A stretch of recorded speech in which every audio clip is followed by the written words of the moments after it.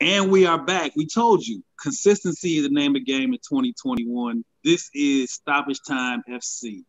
Remember, if you're on this Twitter, SCEN_THE, and also follow it, Stoppage Time FC on Twitter. If you're on Instagram, the THE.scene, SCEN on Instagram. Stoppage Time FC is the Facebook group. We here going to give you about 30 minutes of conversation talking about the money, talking about transfers and loans, player movement. And then we're going to wrap up the show with Super Sunday. Not the Super Bowl, but it is going to be a Super Sunday. Big Shot Ron, Joe, Zach are here. Fellas, let's talk about it. The transfer window just closed. Just sort of your thoughts initially on the comings and goings on the movement or lack thereof, if you want to talk about that. Yeah, there was not a lot any big names, which is not totally surprising. Usually during the January transfer window, and most of the big clubs usually remain fairly quiet. Most of the big names don't get moved in January. Usually it's in the summertime when we see the big money transfers happening. But there was actually a lot of smaller deals, a lot of loan deals that went through to this window. Liverpool actually did make a couple of moves for a couple of center backs. They needed some depth there. They just needed bodies at that point because their three main options are all out for an extended period of time now. And they're being forced to play Jordan Henderson, who is their stud defensive midfielder, as their main center back, kind of like City had to do with Fernandinho last year. But they got a little bit of cover. It's not big names, nobody you would really recognize, but they at least are out and out center backs that should at least shore up a little bit, maybe their problem. But not a lot of move. One of the things that I saw for on a United men's national team level, Brian Reynolds from FC Dallas has moved to Roma, and I think another young U.S. talent moved to Bayern recently, in the past day or two as well, if I'm not mistaken. Chris Richards, he went from Bayern. He plays for Bayern, and he actually went on loan to Hoffenheim to get more minutes, right? Yep. And I think I saw somebody else that Bayern picked up that was a U.S. player recently too. Bayern did pick up another young prospect. DeAndre Yedlin moved to Galatasaray. Galatasaray? Yeah, Galatasaray. Yep. So, Turkey. Some movement there. Zach, I'm kicking it over to you. Joe talked about, not a whole lot going on. January usually is a tough month transfer-wise anyway. But kind of, Zach, what were your thoughts on sort of the movement, lack thereof, and then kind of any things that you did actually that you liked that did happen in the window? So something that I saw that was pretty surprising actually is that for the third window in a row, Real Madrid has not bought a single player. For the third window in a row, which is strange. I didn't really expect that. They're traditionally one of the very predominant teams that you see in the transfer window. So seeing them go for three windows in a row, I mean, really that's only two winter windows and a summer window, but to not buy a single player is pretty rare. So for me, that was the big thing. I did see, like Joe said, a lot of movement for the U.S. men's national team players. A lot of young talent for the men's national team is now playing in Europe, which is huge. So for me, that was the big thing. Other than that, like Joe said, just a lot of loans, a lot of non-permanent moves. So for me, I don't really have much of anything of note. We're going to explain to our newly inducted to the game what transfers and loans are. My club, Arsenal, it was moving day. Pack up the U-Hauls, Allied van lines. We got a lot of people out of here, which honestly, as a fan of the club and knowing what was needed, I was okay. Mustafi, whose name will come up later, gone. Kolasinac, gone. Socrates, gone. Joe Willock, loan. Ainsley Maitland-Niles, which was a surprise, loan. So a lot of the quote unquote, as they call it overseas, the deadwood, the guys who weren't playing, we were able to get them out on loans. Hopefully that leads to permanent deals because Arsenal has been held down by the wage structure or the salary structure for a while. And it was time to clear out some of these guys. And I can't forget about the biggest one of them all was Mesut Ozil. Finally. The saga has finally ended. Good for him, good for the club. So obviously I think we definitely could have used some more depth. We definitely needed a left back for sure. Bringing in Odegaard from Real Madrid, I like it. I think this is a chance for him to kind of sort of kickstart his career. But getting rid of people from the 6 people that we were able to get to loan or cancel contracts, I was happy with our window, honestly, even though it didn't bring anything like big. Yeah, I agree. I like the Odegaard loan. I think that's I had mentioned that on the last show that I thought that was a good pickup for Arsenal. If we're speaking on specific, my team, we saw Tomori go for Chelsea to AC Milan, and ironically, the man that he was set to back up got injured in his very first match, so he's been thrust into the limelight and put in a good 90 minutes in his very first start.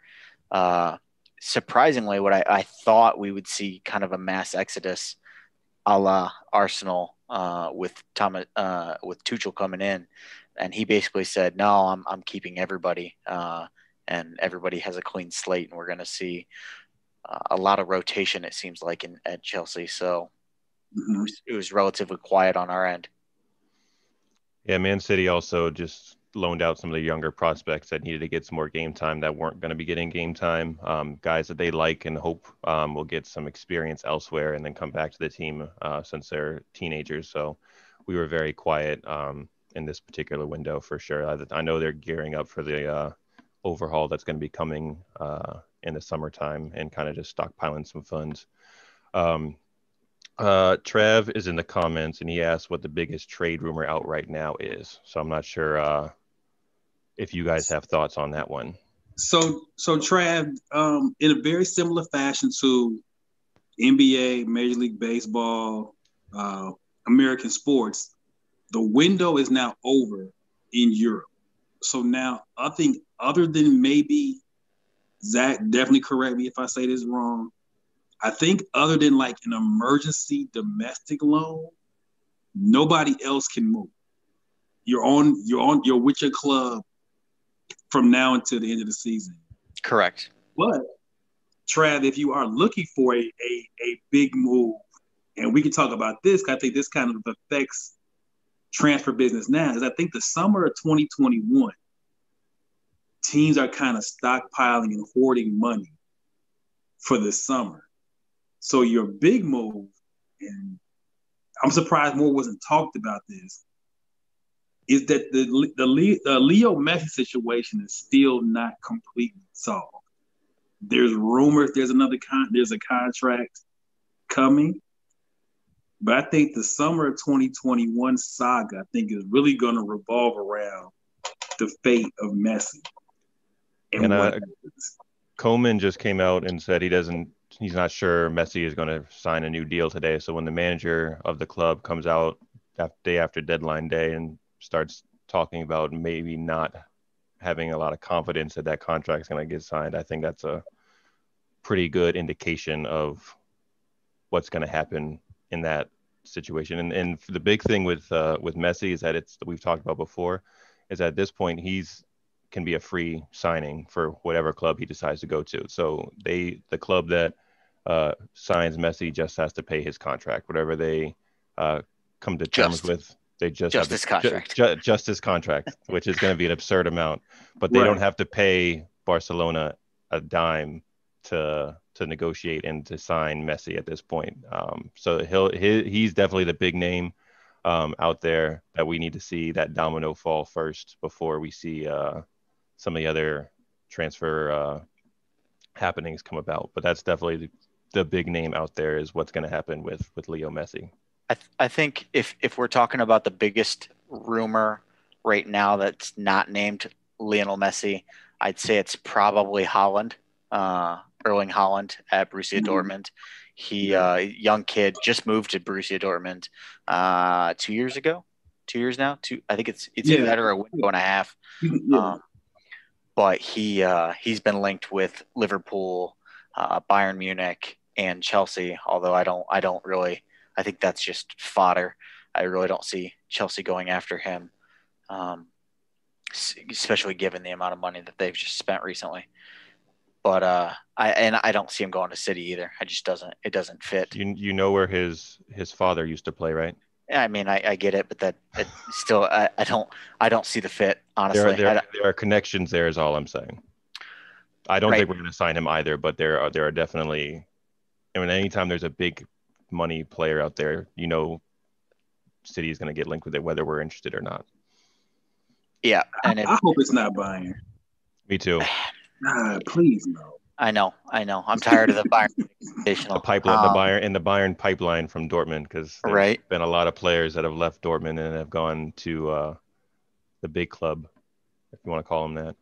Yeah. If it's not Erling Haaland, then there's rumors that Kylian Mbappe is going to be on the move this summer, which is going to be an extraordinarily high fee because he's already in the history of transfer fees.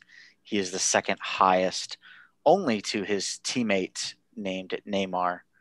I think his transfer fee was something of like 218. Yeah, Neymar 222. I know Neymar's was 222, but Mbappe's was like 208 or 218. It wasn't far. It wasn't far that. off of it. And then shout out to Mo behind the scenes. He just said that Sergio Ramos is actually tipped to leave Real Madrid this summer. Surprisingly, I've heard Manchester United is actually a possible destination for him, which we all know Harry Maguire needs the help. Yeah, I think if you are a Sergio Ramos, you had such a long, illustrious career, you've won so much. The lure of the Manchester United still has the lure, and especially if they finish, I think United's gonna finish top 3 in the Prem, Champions League football. So that wouldn't make sense. So I think the summer 2021 becomes a really interesting summer. I think more money is available possible. I think the Mbappe move, I think the Mbappe sweepstakes become really interesting because you're talking about what are 1 or 2 best young player in the world available. That if he is truly available, that becomes a crazy bidding war. I think even Real Madrid, who hasn't spent money, as Joe talked about, in 3 years, you almost have to get involved. If you are Madrid, if you are, Barcelona might be broke, so they might not be involved in it all. But I think if you're any major big club, with money, you got to make a phone call. You have to. Yeah. You have to. Jerm also asked in the YouTube comments what the biggest impact transfer was. And I don't see a player on there that's going to have a significant impact. Maybe, I guess what I talked about for me, I guess for Liverpool, Jerm, signing just a couple of bodies, even if it's that, is better than what they had. So that might help them stabilize and maintain a Champions League spot. But as far as impact transfers, I was scrolling through the list that ESPN had up, and there really wasn't any name that stood out that was going to have an impact on the team that they went to. If we're talking just the winter window, from January, this past month, then there really isn't one. If we're talking from the summer as well, as far as like who's made the biggest impact of this season so far, That's a good question. Let me think about that. I'll come back to that because I need to think about that. I have an answer already for that one. Go ahead. I mean, I would probably agree with Joe. I know he's going to say Ruben Diaz Bingo. because Ruben Diaz has been phenomenal. But I wanna think about it. I think there might be a couple other names that might be mentioned, at least mentionable. Yep. Yeah. Ruben Diaz, Manchester City center back, who still is my player of the year, Premier League player of the year favorite. Still, I think definitely he's had a big impact. Diego Jota from Liverpool was in the race. Unfortunately, he got hurt, and that's kind of ruined that. But certainly, I think it's going to be interesting. Now, fellas, I think now as we talk about the post transfer, I think it's interesting now is depth. And Joe talked about this, and Zach talked about this, depth of your roster. I looked at the calendar. There's not another international break until the middle of March. If I read this calendar right, thank God. European competitions resume in 2 weeks. Yep. Europa League resumes. The Champions League resumes. So this very congested group of games is not going to uncongest itself. That's a made-up word. Anytime soon in the next 6 weeks. So depth of your team becomes really, really critical. Over the health of your team going with that. And that's huge right now. Yeah. So let's talk about what is a transfer and a loan. No, so we've been talking, loans and transfers and fees. So let's talk about, fellas, just in depth. Know your role. This is the Know Your Role segment. What does it mean? Zach, I'll let you kind of kick this off. Tell the people first, what is a transfer?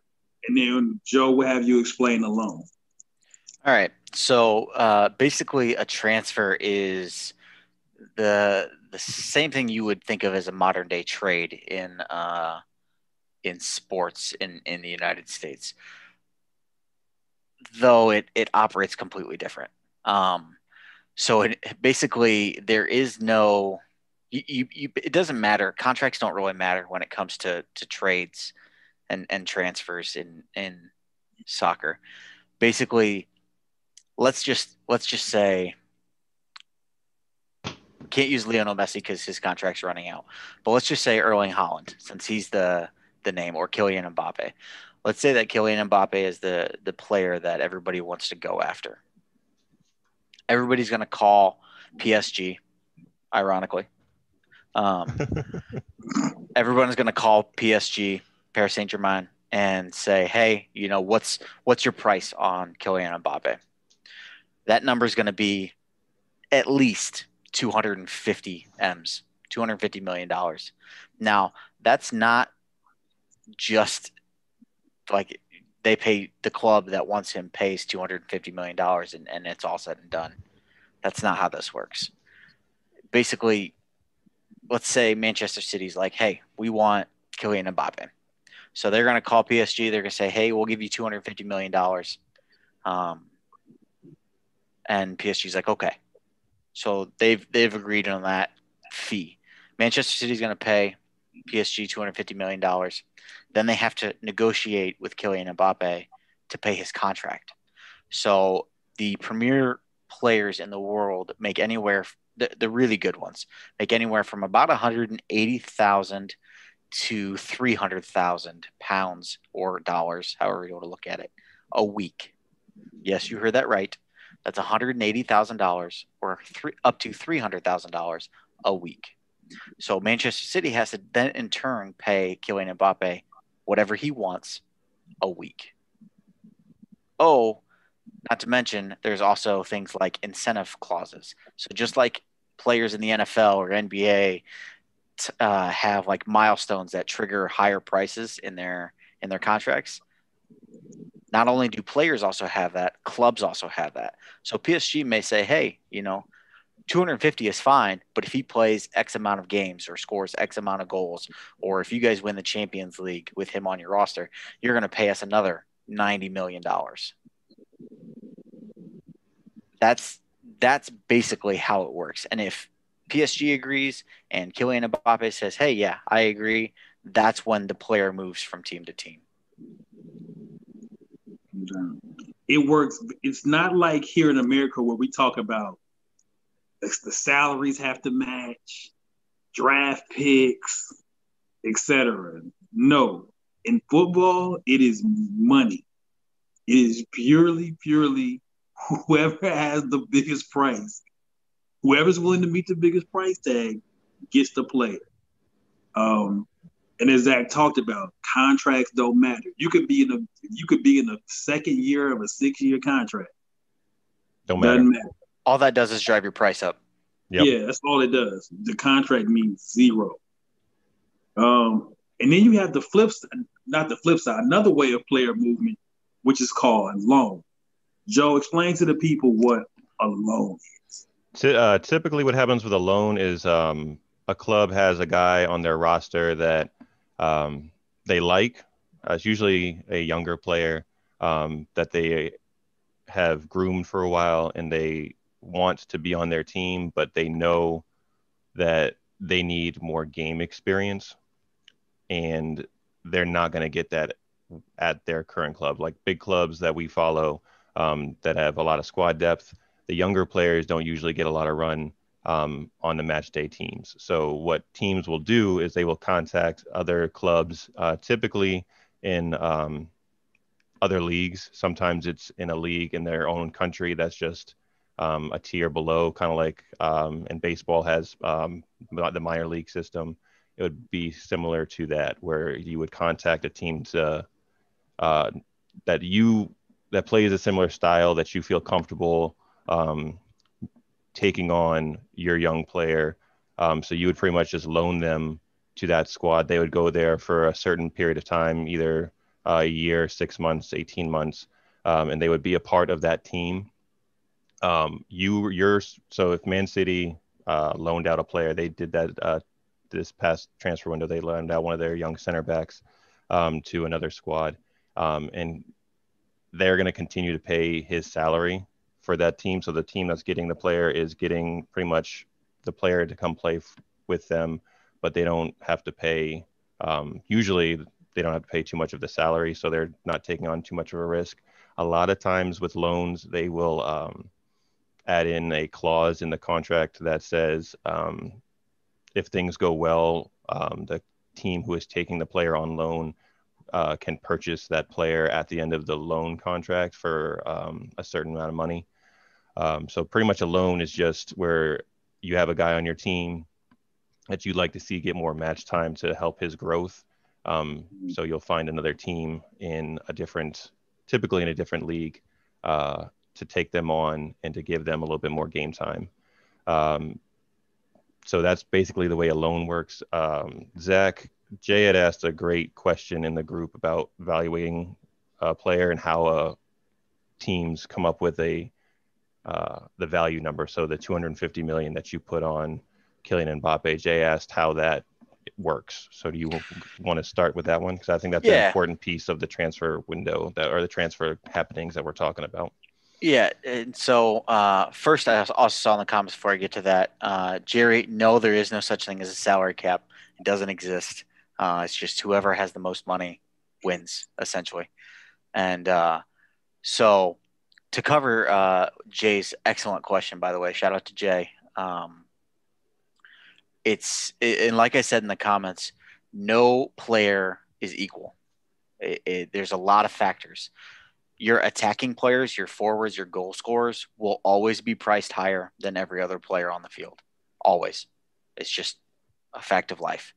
So what teams will do is they will take the player, they'll take his talent level, they'll take his age usually, and then they'll also basically take his brand identity. So Kylian Mbappe is young, he's a superstar, he's French, and he's a Nike athlete. So then they'll take like his social media. He has X amount of followers on Instagram. all of that is compiled into one number, and that's how they figure out their evaluation. I said 250 million. I can guarantee if Kylian Mbappe actually does move this summer, it's going to be for a lot more than $250 million. So that's not really fair, because Kylian Mbappe is a once in a generation talent, whereas, your normal players, your midfielders, your defenders will move anywhere, like the good ones will move anywhere from, I'd say, 30 to 70 million, which is still a lot of money. But that's pretty much That's where the you're going looking rate at. now. Before that was like top dollar, Yes. highest. 30 was unheard of. 15 years ago, 30 was unheard of. Yep. Mhm. That's And what now, the big guys are going for. And now 30 is average. Like, Yep. which is Crazy to think about. in itself. But yeah. Go ahead, Zach. I'm sorry. No, but that's pretty much it. They take a multitude of factors, and they look at brand. I think brand identity really has a lot to play with it. How many people will this player reach?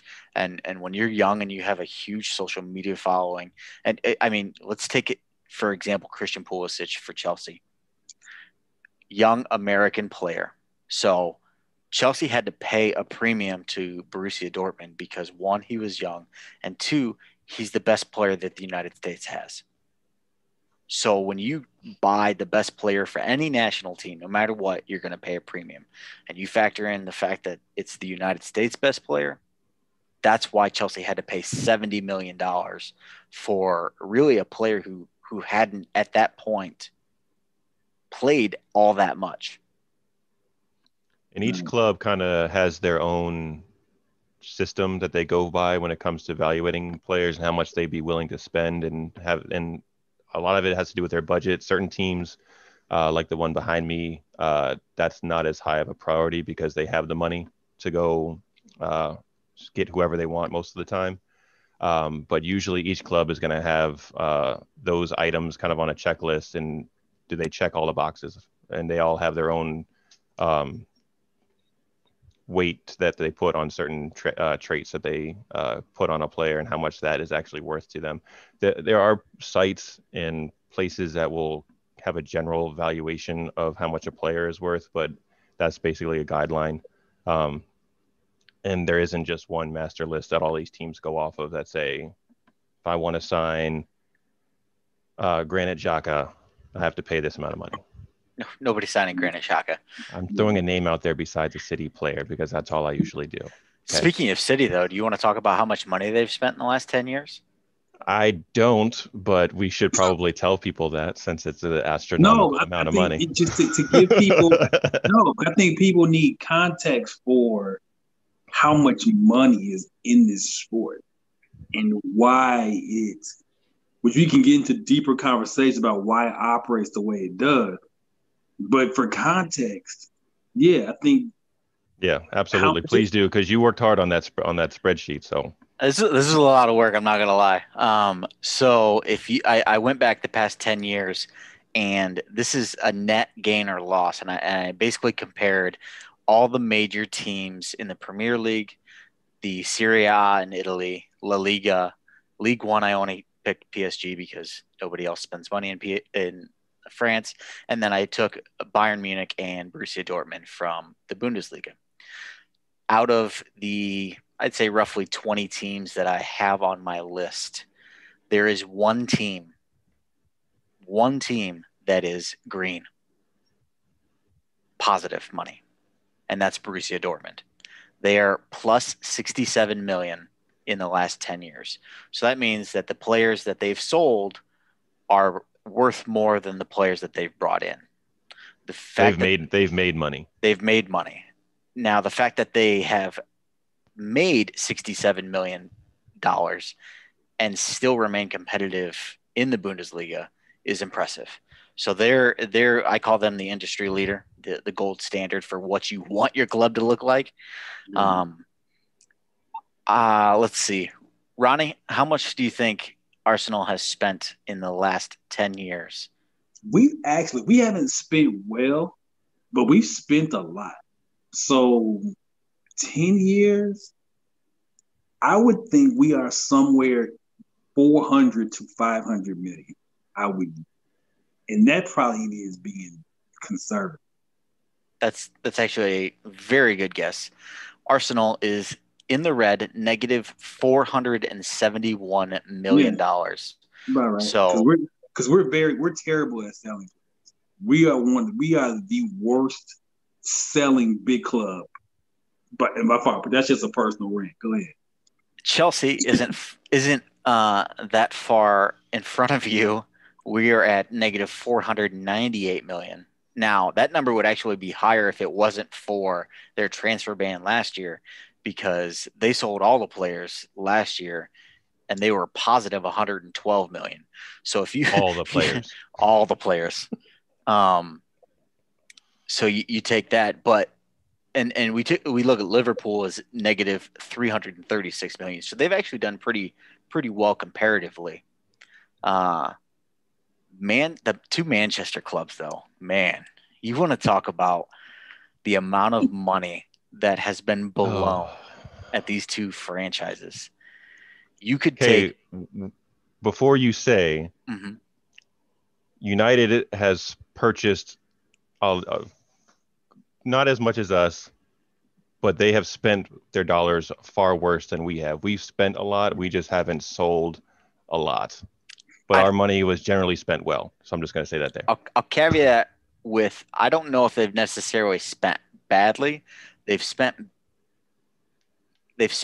too much money on bad fits. They've spent money on good players, but bad fits for their team and their manager and things like that. So Manchester United comes in at a whopping $944 million in the red. That's over 10 years. That's almost $100 million a year in the negative. And up until this year, they don't have a lot of stats to back that up. So in those 10 years, they have 1 Premier League championship, 8 Champions League appearances, which is good, no championships, and 1 Europa League championship. So, 2 trophies. 2 trophies out of 10 years. For comparison, Arsenal has 0 Premier League championships, 7 Champions League appearances, and no trophies. No, none. I take that back. They have I take that back. They have 4 FA Cup victories, which is actually the most in the Premier League, which is, I mean, I realize it's not.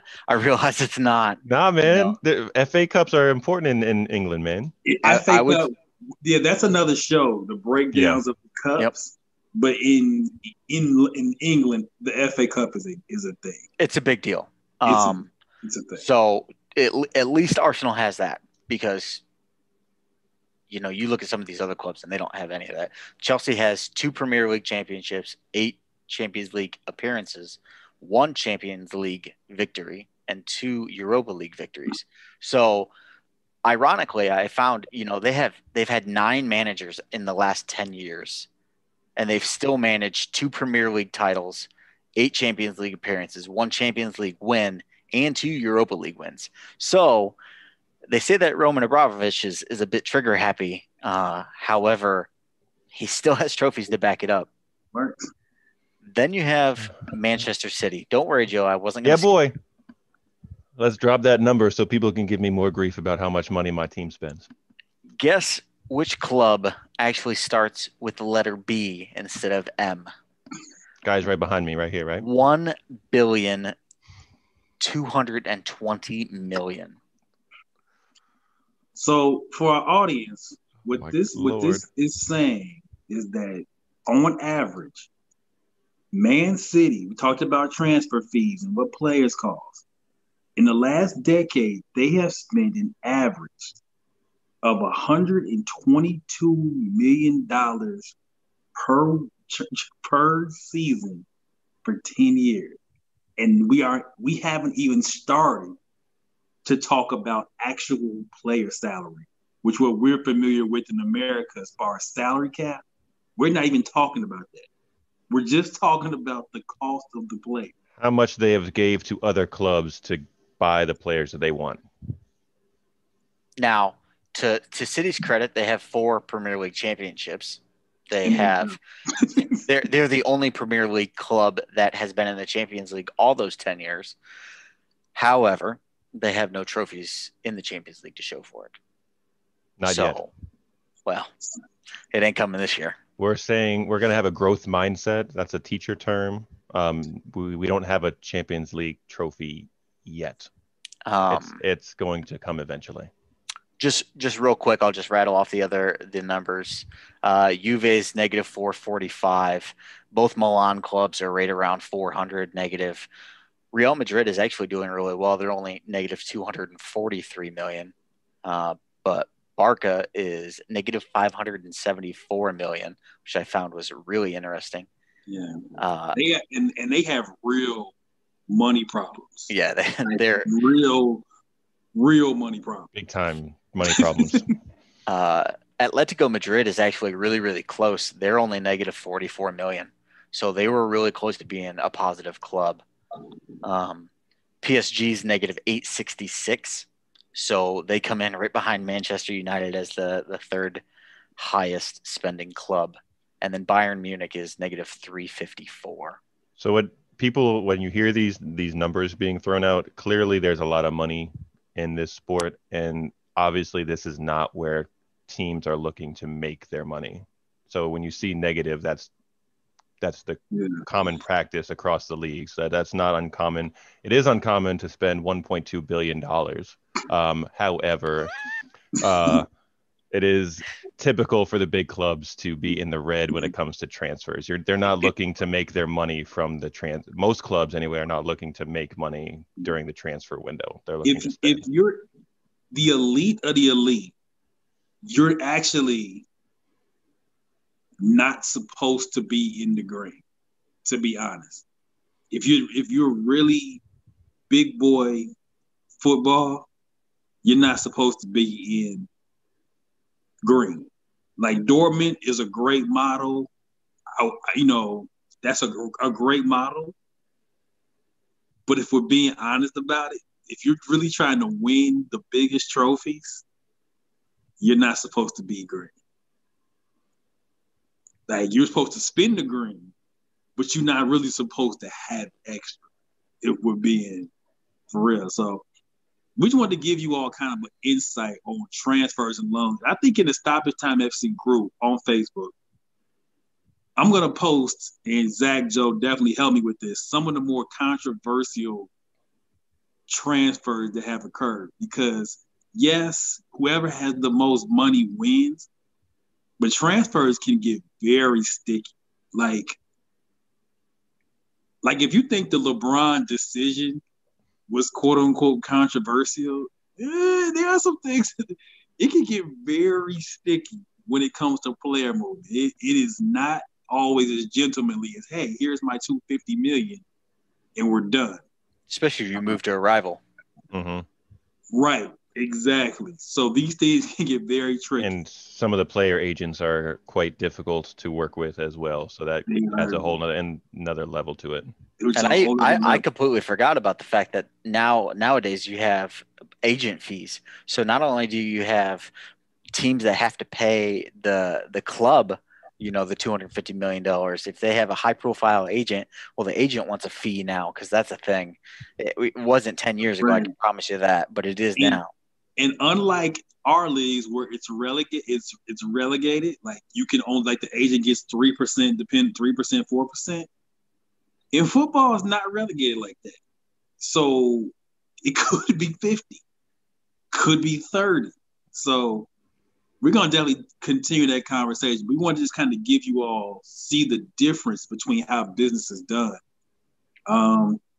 Before we wrap up the show, Super Sunday coming up this weekend.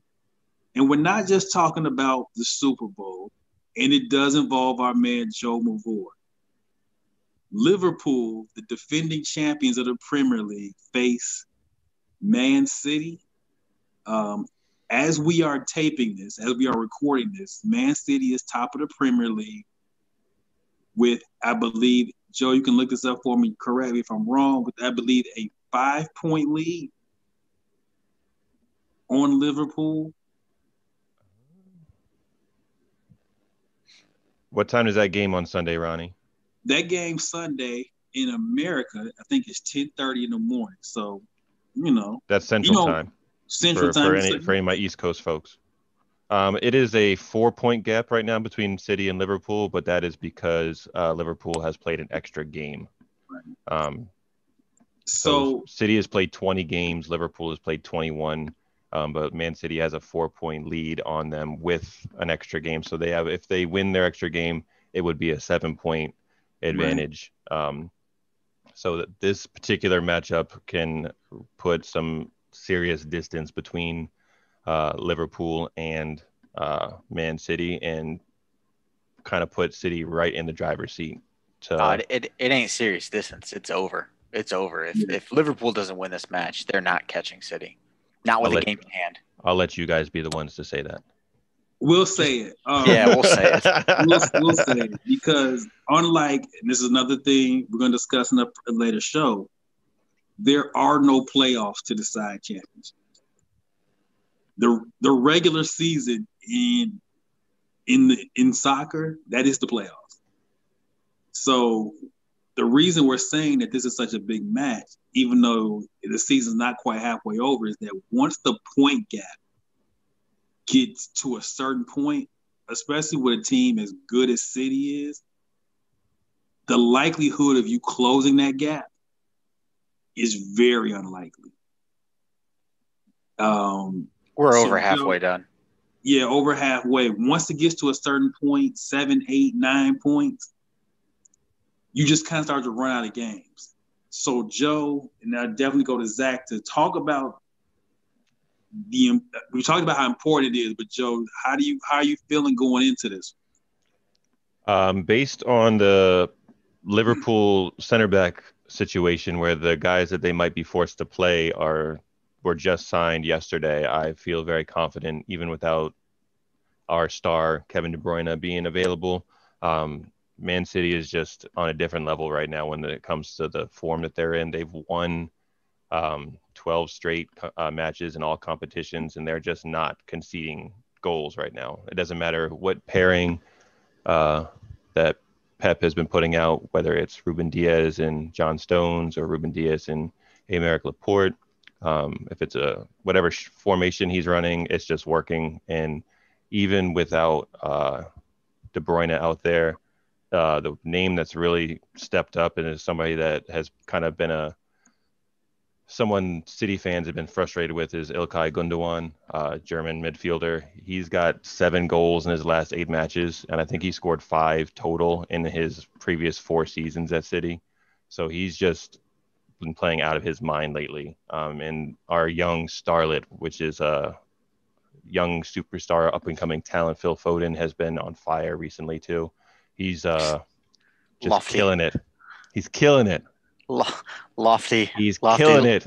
Oof. I thought you were going to say Raheem Sterling. I might have agreed. No, Raheem is not in the best form right now, but Phil is. I wouldn't call Phil Foden a potential superstar, but you just wait and see, my friend. All right, whatever. As far as I don't really expect either of the new signings that Liverpool just signed to play on Sunday. Maybe Preston Davies, maybe just because he's familiar with the England, he might have to partner Jordan Henderson because they don't have anybody else. I would imagine it'll probably be Hendo, and maybe Davies. Now that Matip is done as well, they could always move Robertson or Trent. I think they tried that briefly for a 3-man back line kind of situation, but that just weakens them at their other spots, which is going to be a problem. Well, their problem isn't. I mean, really, you look at it. Liverpool's big issues isn't necessarily their defense as much as their forwards aren't scoring either. Bobby Firmino's not scoring. Mo Salah looks dreadful this year. If it wasn't for Sadio Mane, that team would be probably 7th or 8th on the table. So I think City's going to win this pretty easily, probably a 3-1 Maybe Liverpool gets a late goal, but I don't see this. Pep's firing on all cylinders. City is running away with this league as they should, and that's pretty much how this is going to go. And they will be playing on NBC Sports Network. So if you got you're not gonna watch that 18,000 hours of Super Bowl coverage anyway. Okay, it's in the morning time. Get yourself geared up and ready. That's a perfect game to get your feet wet with watching some more soccer. It's on NBC Sports Network, which you have. If you don't have that in your TV package, if you have the NBC app on any of your smartphones devices, and you just log in with your TV provider information, you can find the game that way too. So there's easy ways to watch this one. And as Mo tells us behind the camera, it's a perfect lead-in. You got Liverpool, Man City. By the time that goes off, our views from the 22 Super Bowl pregame show has started. Forget what's going on. You don't need to see all that. Watch a little soccer, watch some views. That leads you right into the game. We got your Sunday all planned out for you already. Yeah, your Sunday's planned out. We're doing a service for you. We planned your Sunday for you. And if you don't have NBC, the app, I think Peacock's still doing free trials, 7-day trials. So you can catch a game on Peacock, which is NBC's app, streaming app. So you can check it there as well. So we're going to get out of here. Next Tuesday, we'll be back. Talk about the results of Super Sunday and whatever else news breaks. I think we may get into a little bit of the Champions League next week. Champions League football coming back pretty soon. We may get into that. Talk a little bit more about how the seasons work, because the seasons work, again, very differently from what we're used to here in America. I think we'll get into the Champions League a little bit more next week. You should probably start breaking down the matchups as well. Yeah, we'll get into some of the Champions League matches. I think next week, we'll put that on the notepad for next week. So remember, Scene SCEN_THE if you're on Twitter. Stoppage Time FC, that's all one word on Twitter. THE.SCEN on Instagram. Stoppage Time FC is the Facebook group. Ron, Joe, Zach, Mo behind the scenes, Jamaldo behind the scenes. Stoppage Time FC signing out.